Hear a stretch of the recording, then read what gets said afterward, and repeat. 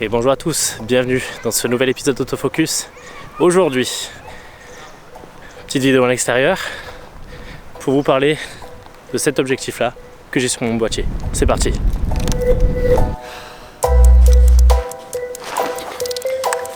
Bon, désolé, il y a un petit peu de vent, donc je me suis mis un petit peu à l'abri, donc je pense que ça devrait aller pour cette vidéo. Alors, aujourd'hui, je vais vous parler d'un objectif qui m'a complètement... comment dirais-je, déstabilisé, fortement déstabilisé. C'est-à-dire que j'ai cru que je savais plus faire de photos en fait. Voilà, à ce point-là. Et cet objectif, je vais vous le présenter maintenant.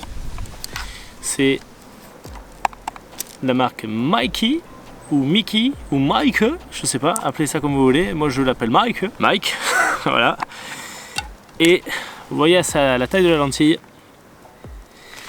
il s'agit d'un fisheye, un 8 mm exactement. Alors c'est un objectif qui a la particularité d'être pas très cher. Alors on va voir qu'est-ce qu'il vaut exactement.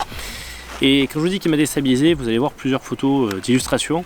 Là je reviens d'un shooting où j'ai fait de la photographie immobilière et je l'ai utilisé. Alors c'est pas forcément adapté pour la photographie immobilière parce que la photographie immobilière a le but c'est d'avoir des droites qui sont droites et avec un fisheye ce n'est pas du tout possible. Alors quoi qu'il en soit, c'est quand même un objectif qui va vous permettre d'être très créatif. On est sur un objectif, alors avant de parler d'ailleurs de créativité, je vais tout simplement vous dire exactement vite fait ses caractéristiques. Donc on est sur un fisheye 8 mm, ouverture maximale 3,5. On a les crans d'ouverture qui sont d'une propreté fabuleuse. C'est-à-dire que, alors vous n'allez pas l'entendre, je vais essayer de vous le faire entendre, mais bon, je sais pas, je pense pas que vous l'entendrez au micro, mais donc 3,5 jusqu'à f22 et dès que vous changez d'ouverture, vous avez un cran. Donc vous savez exactement où vous êtes, c'est très bien. Gros avantage, c'est que avec 8 mm, en fait, vous êtes toujours en hyperfocale. Même si, alors, vous pouvez aller jusqu'à, je crois que si je dis pas de bêtises, c'est ça, c'est 35 cm de mise au point minimale jusqu'à l'infini. Donc on a d'ailleurs, vous voyez le plan que je tourne, c'est extrêmement souple, c'est très agréable. Donc voilà, la bague est vraiment fabuleuse, la bague de mise au point. Mais en fait, vous serez tout le temps en hyperfocale. Même si vous êtes à 35 cm, c'est très rare que votre premier plan soit flou. Donc moi en général, je me mets sur l'infini direct et puis je shoot, quoi. Voilà, je ne prends pas trop la tête sur la distance focale parce que vous l'êtes quasiment systématiquement. C'est un objectif qui... Est-ce qu'il pourrait vous convenir pour mettre sous le sapin à Noël? Pourquoi pas?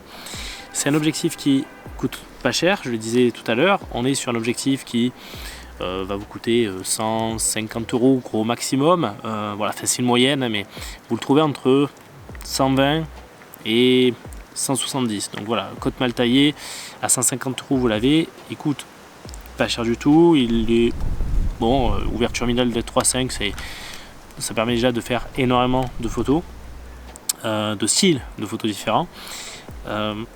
L'avantage d'être 8 mm, c'est que vous allez pouvoir quand même baisser vraiment votre vitesse. C'est un objectif qui est tout en manuel, qui n'est pas stabilisé. Donc en même temps, avoir un objectif stabilisé sur un fisheye, je vois pas trop l'intérêt, mais bon, soit. Donc tout manuel, pas d'autofocus. Attention, moi je l'ai testé avec différents boîtiers. Je l'ai testé avec un Nikon D50 qui est un peu vieux maintenant, qui a 15 ans. Je l'ai testé avec un Nikon D3100 qui est pas trop vieux mais qui est un boîtier entrée de gamme, et avec un Nikon D7100 que j'ai là entre les mains. Alors du coup le point commun qu'ils ont tous, c'est que ce sont des APS-C, oui, parce que cet objectif est exclusivement destiné aux APS-C. Alors vous pouvez le mettre sur un full frame, il n'y a pas de problème, mais par exemple voilà, si vous êtes chez Nikon, vous allez avoir un crop sur votre image. Donc ça va se mettre automatiquement au format DX. Si vous êtes sur du FX, justement vous allez passer sur du DX. Ceux qui ont Nikon connaissent très bien ce système là. Donc c'est pas un problème, mais il n'y a pas vraiment d'intérêt à avoir cet objectif là. Il vaut mieux l'avoir sur un boîtier APS-C puisqu'il est prévu pour. Attention justement si vous êtes sur des boîtiers entrée de gamme. Les boîtiers entrée de gamme, là je parle pour Nikon, après chez Canon, etc. Je ne sais pas trop comment ça fonctionne, donc je ne vais pas trop m'avancer dessus. Mais si vous êtes chez Nikon, l'inconvénient c'est que vous n'allez pas pouvoir faire votre mesure de lumière sur tous les boîtiers entrée de gamme, jusqu'à la gamme D5000. Au-dessus, vous pourrez, puisqu'on est sur des boîtiers semi-pro, donc la mesure de la lumière se fera. Sur l'autre, du coup, vous n'avez pas de TTL. Donc qu'est-ce que ça veut dire? Ça veut dire qu'il va vous falloir une cellule à main, ou vous prenez un smartphone pour faire votre mesure de lumière, ou encore, vous faites des photos tout en manuel, donc également là, ici, en manuel. Ok. Voilà, donc s'il veut bien faire le point. Donc vous vous mettez en manuel directement. Moi l'avantage avec le D7100 c'est que je peux me mettre en automatique. Mais si vous êtes sur en automatique, en priorité ouverture, si vous êtes justement sur les gammes en dessous, vous devrez automatiquement vous mettre sur le mode manuel. Vous n'aurez pas le choix. Et là, ce que vous faites quelques photos, photos déchets, photo test pour voir un peu l'exposition, vous regardez avec votre histogramme, voir un petit peu. Voilà, moi c'est ce que j'ai fait sur le D50 et le D3100. Perso, voilà, je vous montre quelques photos. C'est pas vraiment dérangeant, hein. C'est voilà, c'est un petit coup à prendre. Voilà, c'est du pas à pas, mais c'est pas dérangeant parce que en principe sur du fisheye, si vous l'utilisez pour la photo de paysage, vous avez le temps. Là où vous allez être un peu plus dérangé, c'est si vous faites de la photo de sport avec. Et oui, parce qu'avec ça, vous pouvez faire de la photo de sport. Alors attention, pas de la photo de sport classique, vous avez dû tous voir des photos réalisées avec des fisheye pour tout ce qui est session de skate, BMX, etc. Ça, c'est l'objectif idéal pour faire ce type de photos là. Donc faire toutes des photos street, voilà. Alors moi j'en ai pas réalisé avec, hein, puisque c'est un objectif qui m'est prêté et j'ai pas eu l'occasion de faire des photos comme ça avec cet objectif. Mais bon, voilà, c'est quelque chose que vous pouvez évidemment faire. Donc le choix des différentes possibilités que vous avez avec cet objectif, c'est assez important. Alors concernant le piqué, clairement, c'est un objectif qui pique pas énorme, hein. On est sur un objectif assez... de manière générale, j'ai déjà vu quelques photos de différents... photos comparatives de différents fisheye. Globalement, les fisheye ont tous le même problème, c'est des grosses irrégularités dans les coins de l'image, hein. Sur les bords de l'image, vous avez presque l'impression d'avoir des photos floues, tellement le piqué est pas bon. Maintenant, ça c'est si vous mettez le nez comme ça sur la photo. Clairement, vous le faites pas sur la photo de paysage, à moins d'être pris à la loupe, etc., de mettre à la loupe, sinon vous faites pas ce type de photo là, donc c'est pas dérangeant. Clairement, vous n'allez pas vous amuser à prendre la loupe pour regarder votre photo, donc c'est pas dérangeant. Si vous faites justement de la photo de paysage ou même de la photo de sport, là la photo de sport c'est l'athlète qui est mis en avant, donc il va être au centre de l'image, il va pas être sur les bords. Donc voilà, c'est ça aussi qui est un petit peu déstabilisant, c'est qu'on a souvent tendance, on utilise tout le temps la règle des tiers, mais elle est un petit peu difficile à mettre en place, à mettre en pratique lorsque vous voulez mettre un sujet en avant. En fait, le sujet, quand vous allez vouloir le mettre en avant, si vous le mettez un petit peu sur, vous le mettez sur un tiers, donc sur le côté, justement vu que c'est un fisheye, il va prendre une forme vraiment arrondi et je suis pas certain que ce soit le type de photo, en tout cas c'est pas mon style de photo à moi, donc je sais que ça m'a déstabilisé, et surtout comme je vous ai dit avant, c'est que sur les bords le piqué vous allez manquer, donc il vaut mieux privilégier un sujet au centre de votre image. C'est mon avis. Après si vous utilisez déjà un fisheye, vous en aurez peut-être un autre. Moi personnellement, je regrette un petit peu que ce soit pas un 2.8. Un peu plus lumineux, ça aurait été bien, parce que je pense toujours aux photos de voie lactée. Alors, vous pouvez en faire avec ça, hein, ça c'est évident.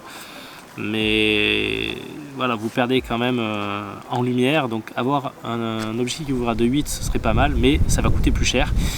Chez Nikon, il y a l'excellent 10,5 mm 2.8 qui est vieux, qui est très petit, très léger, autofocus, et qui coûte d'occasion, en état correct, 300 €. Donc vous voyez que c'est pas du tout le même budget. Ce que je vous ai pas dit, c'est ce dont je vous ai pas encore parlé, c'est sa qualité de fabrication de cet objectif. Il est tout en métal, donc il est lourd, mais voilà, il sent, ça respire la solidité. Donc moi, c'est un objectif que vraiment vous pouvez trimballer, filer des coups. Alors rassure-toi Mathieu, dont je remercie beaucoup, puisque c'est lui qui m'a prêté cet objectif. Non, je ne lui ai pas donné de coups, hein, rassure-toi. Mais voilà, enfin, vous comprenez ce que je veux dire, c'est que en termes de solidité, on peut difficilement mieux faire. Ça me rappelle beaucoup la solidité du Samyang 85 mm f1.4.